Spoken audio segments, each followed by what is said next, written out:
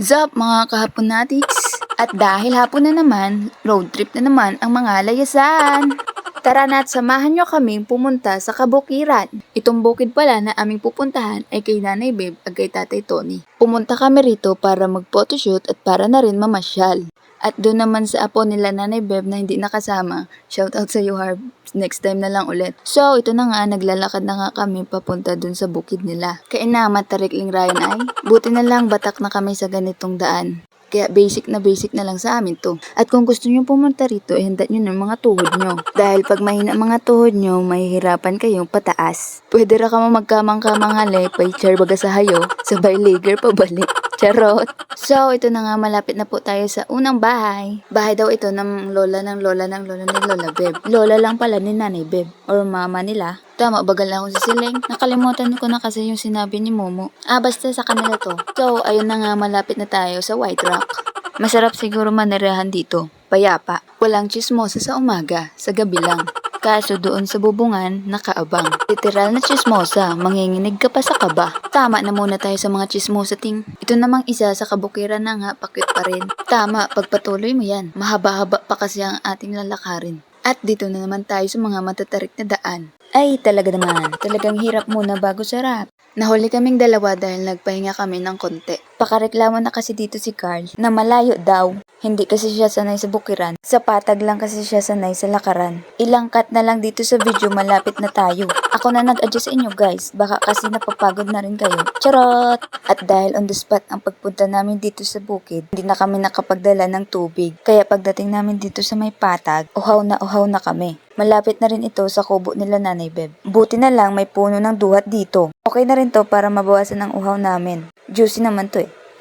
Para pagdating dun sa kubo nila Nanay Beb, hindi na kami masyadong uhaw at di maubos yung tubig nila. So yun na nga, malapit na tayo. Kunting kembot na lang, guys. At kunting hakbang na lang, makikita nyo na ang napakagandang view dito sa kanilang bukid. At unang makikita nyo ay ang kanilang mga tanim na mais. Marami at malalaki na rin itong tanim nila na mais. Gaganahan ka talaga magtanim kung ganito kaganda ang makikita mong view. So, ito na nga, papunta kami dun sa tuktok para ipakita sa inyo yung napakagandang view. Grabe talaga guys. Kahit paulit-ulit kang pumunta rito, hindi nakakasawa ang makikita mong view. Tanggal talaga mga stress nyo dito. Marirelax pa kayo. Ganito ba naman makikita mong view? Ay, inaman talaga. Puno na naman ang mga storage namin ito. Makinig na lang muna kayo sa music. 和着爱，在这光阴而来，不停辗转，不曾停摆。面对着黑暗，有光芒在。 Tama na yun, baka makapire tayo. So, ayun na nga. Dito pa rin tayo sa tuktok ng bundok. Ano na naman ang ginagawa mo, self? Bida-bida yarn. May pasankis-sankis ka pang nalalaman ha. Okay, dito naman tayo sa tatlong iklog. Yung tinuturo nga pala nila dito ay yung highway doon sa Gabawan. Ay, sa Tumingad pala. Di ko na alam kung ano pa ang tinuturo nila dyan, nakalimutan ko na kasi. Ano kaya yung ini-explain dyan ni Momo kay Carl? Siguro tinuturo niya dyan yung teritoryo ng kanyang mga kalahi. Hala, hindi! Nag-i-explain lang siya. So, ito na, nagsimula na kami mag-photoshoot. Tingnan nyo na lang sa page namin yung mga kuha namin. Hi, ganda talaga. Sarap bumalik. Baka sa susunod na pagbalik namin, marami na kami. Pagtapos namin magpictorial dito, pupunta naman kami dun sa kabila para dun naman kami kumuha ng magagandang shot. May nahagi palang bukaw sa aming kamera. Nakangiti sa amin ito, sabay finger heart. Charot! At ito pala yung kubo nila Nanay Beb. May gripo pag to. Hi, Lola Beb. Hi. Halika mo kay Lola Beb. Anong farm mo laban? Ha? Paghali pa nga na ako tunog sa goob. Hi, ano ito? Kasi, Hello. Welcome to my guys.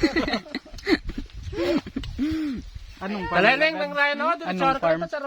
Napakasimple lang ng kubo nila guys. At masarap dito tumambay. Napaka-presko at maganda pa ang makikita mong kapaligiran. At nakilala nila dito si Carl, na anak ni Tatay Aldo. Hindi alam ni Carl na nanay niya pa si Nanay Beb sa Gadon. Dahil hindi niya pa ito sila nakikita. Parati kasi sila dito sa bukid. At in-explain nila kay Carl kung bakit ganun. Explain ko pa ba? Wag na. Madami na kayong nalalaman eh. Charot! So, dito na tayo sa kabilang bundok para mag-photoshoot ulit. At pagtapos namin mag-photoshoot dito, itong mga pasneya kumain muna ng mangga. Hindi ko na binidyohan yung habang nagpo-photoshoot kami kasi baka lalong humaba. Baka maumay kayo sa sobrang haba. At pagkatapos nilang kumain ng mangga dito, umalis na kami rito para puntahan ulit yung bundok na aming pinuntahan. 'Di ba? Pabalik-balik lang. Pahirap lang sa buhay. Okay lang naman para sa maganda naming picture. Dito na kami sa unang bundok na aming pinuntahan. At itong isa naming pinsan na lunatic, ano na naman kaya ang iniisip nito? Okay lang yan, makakaraos ka din. At ito na nga, nagpictorial na naman sila dito. Yung parang nakatago sila sa damuhan. Para nga lang palaka na nakangiti. Charot! Pagkatapos nila magpictorial dyan, umuwi na rin kami kaagad. Baka kasi maabutan kami ng dilim sa daan. Buti naman kung hindi liblib yung dadaanan. Patay tayo kapag may sumunod na tikbalang. Ay, kainaman.